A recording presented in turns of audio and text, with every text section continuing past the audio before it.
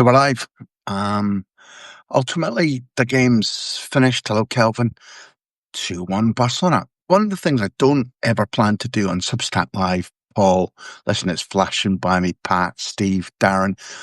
One of the things I don't plan to ever do on Substack Live is re-talk any of you through the game that maybe you'll be better at analysing than me, that certainly the majority of you will have watched. So let me take you to some of the things that I want to do. Let me be whimsical. Thrilling. That was such a clash of styles, clash of cultures, beautiful atmosphere, and because of Newcastle's late goal, extra thrilling. If you're aesthetically pleased by intelligent football, it was already tremendously exciting and uplifting. I'm not going to take it, all of you. Hello, Mark. Hello, John, Darren. I'm not going to take it, all of you are Barca fans. Maybe the majority of you are Newcastle fans. So the reason I'm going to focus on Barcelona it's because of where I live, not because of bias. I certainly don't support them as a football club. I'm a dandy, Aberdeen all the way. The things that stand out to me, one, what's the MVP player of the match for? Who would you give it to? Tell me right now.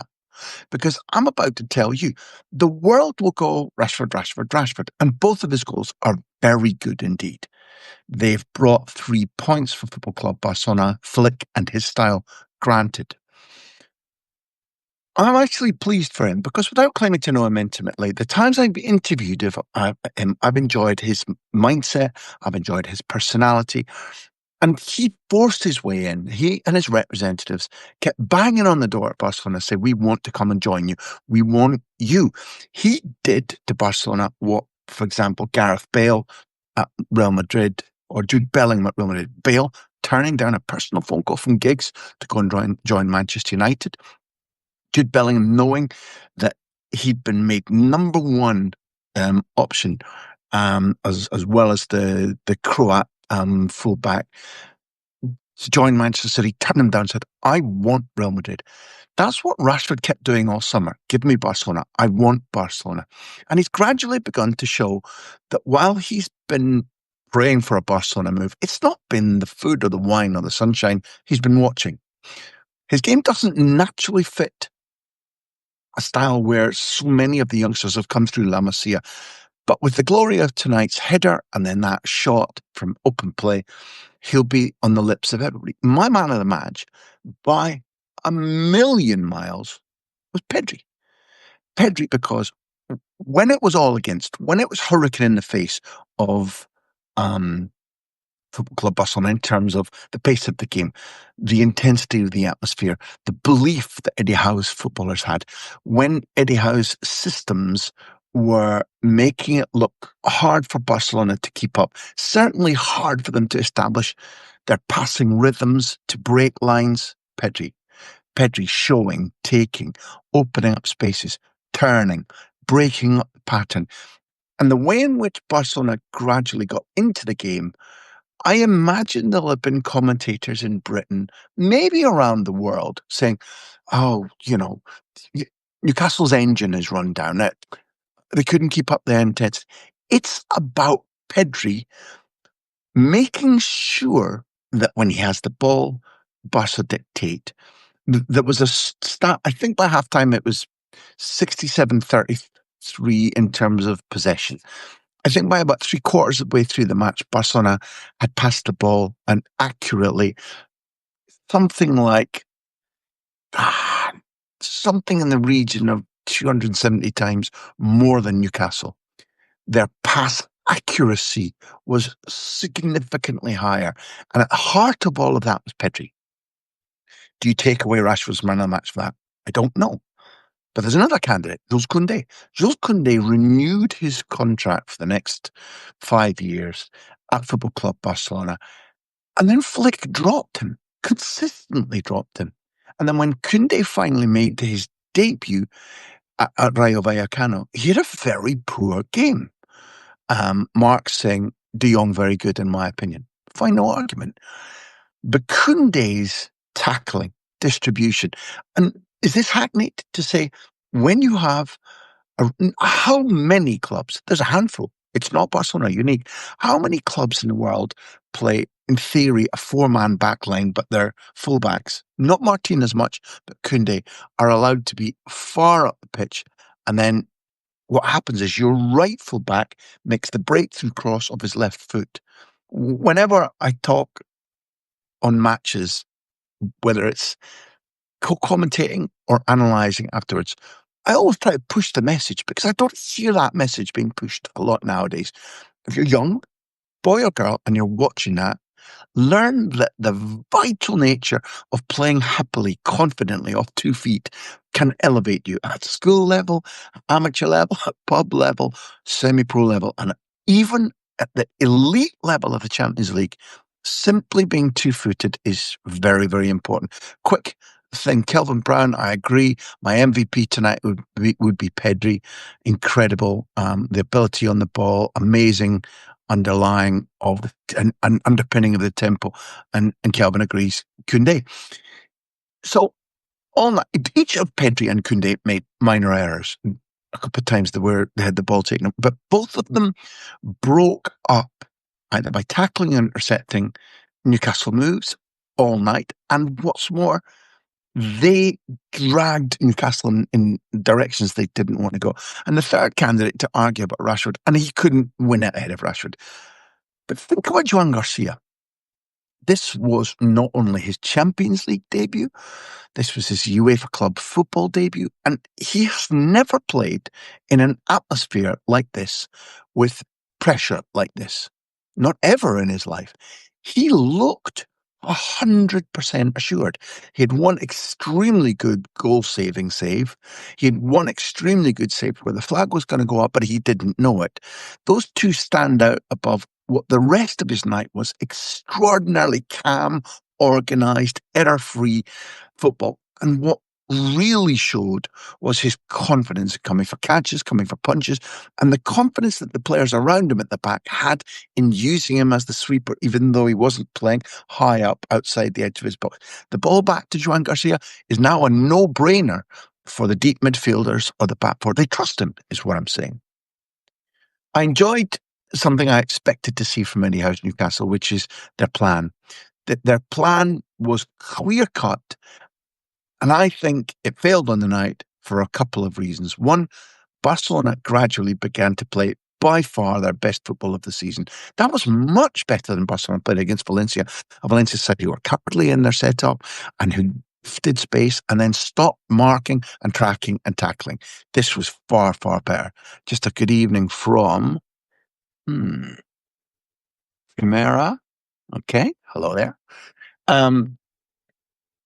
So Newcastle failed partly because of that. Newcastle failed partly because they have insufficiently high numbers of excellent players.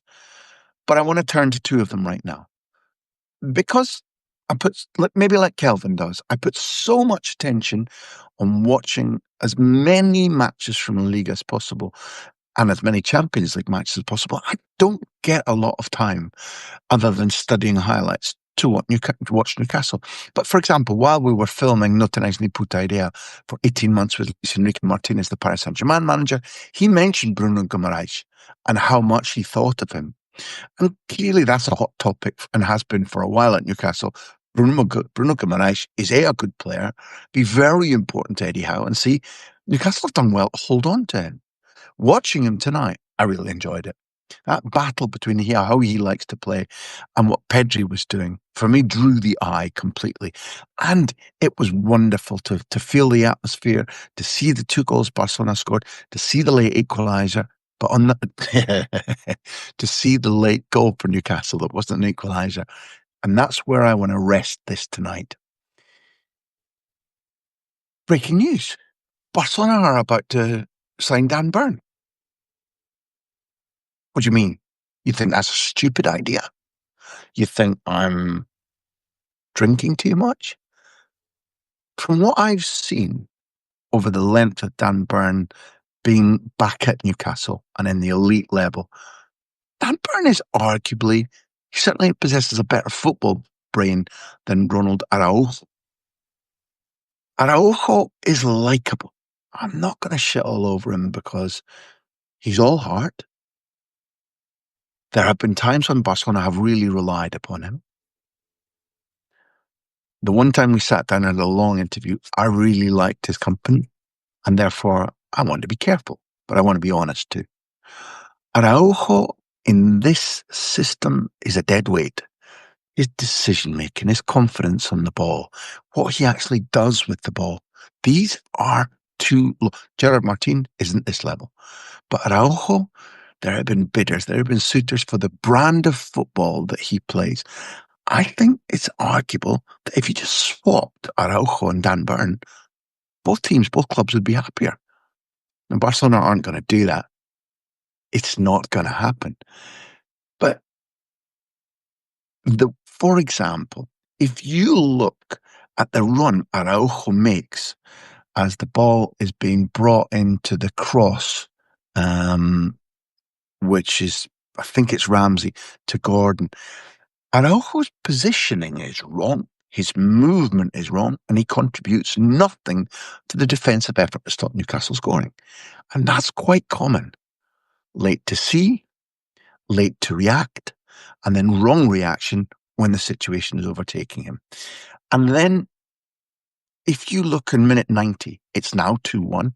There's a fighting chance that Newcastle, with new energy, the crowd roaring them, get the equaliser, which doesn't kill Barcelona's European chance, but how sore would it have been? Up in the 90th minute, what's happening is they play 1, 2, 3, 4, 5, 6, 7, 8, 9, 10 interpasses, and then they turn and they play it back to Araujo. First time ball, kicked long, given back to Newcastle. And again, that's a typical thing for poor old Ronald, who at this stage, in a hothouse laboratory for developing how to play and keep the ball and to have a thoughtful brain and to understand body position and first touch, he hasn't come on. In fact, in my opinion, he's regressed. The sour note from tonight, I think, for Hansi Flick and Barcelona, or for those who want to analyse, supporters, you speak for yourselves. You tell me what you think. You tell others what you think. Lewandowski, dead weight.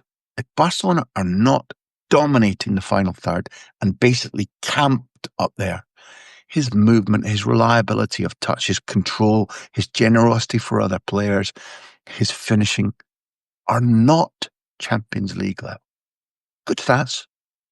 Once was a devastating striker. Will score again this season as he did against Valencia when given chances around the box. Not good enough. Gerard Martin, not good enough. Ronald Araujo, not good enough. Barca without Lamine Yamal, for a little while, the impact, not because of the loss of assists or goals, the impact of losing what he does with the ball and how he drags other teams into positions they don't want to be, looked as if it might be devastating. In the end, it wasn't. Good plan, good effort, interesting match, extremely good atmosphere. Not a lot wrong with how Newcastle tried to play this game. Not enough good players, which eventually in the Champions League will catch you out. I've enjoyed talking to you. I'm really glad that you were there. Decent game, decent week of football. Listen, my only verdict at the end is stay tuned.